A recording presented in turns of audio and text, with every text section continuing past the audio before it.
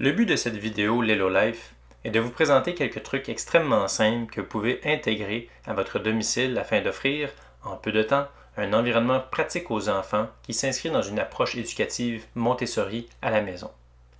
Premièrement, aménagez l'entrée afin qu'il soit simple pour vos enfants de s'habiller et se déshabiller seuls.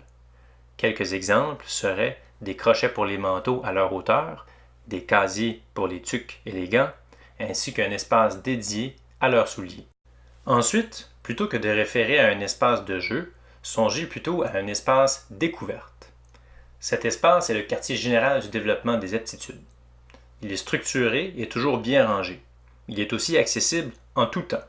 Dans notre cas, c'est notre salon, l'espace central de la maison, que nous avons dédié à cet effet.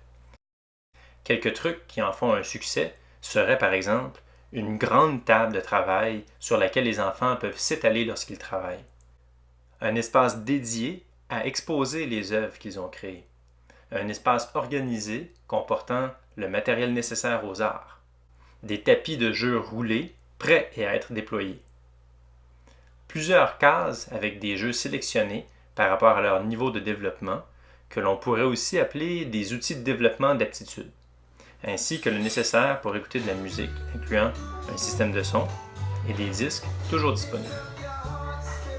Cuisiner, pour nous, est synonyme de santé. Il est donc important de passer cette priorité à nos enfants.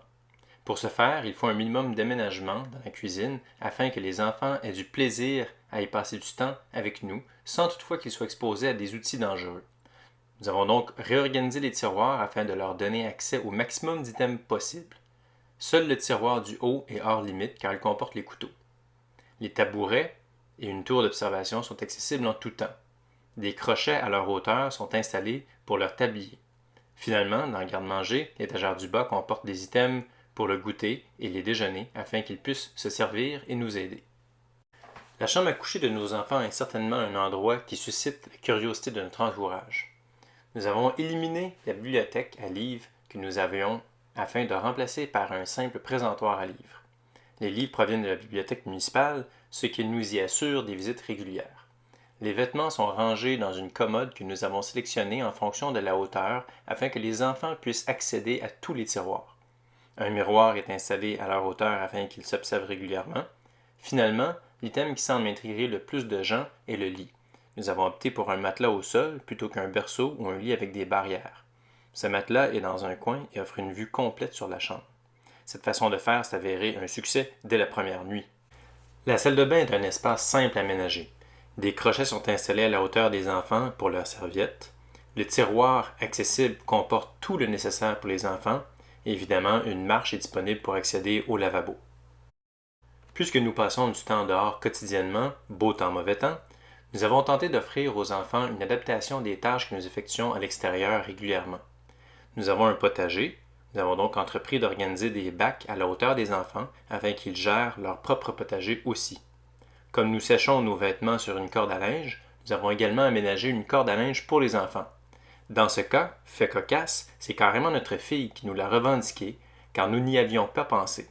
Voilà une belle preuve qu'ils veulent contribuer, même aux tâches ménagères.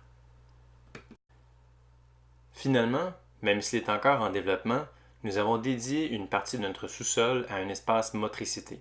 Il n'y a pas de jouets, mais seulement des items pour aider au développement de leur motricité. Nous avons entre autres un mur d'escalade et un immense tapis de yoga pour toute la famille. Cet espace est encore en développement.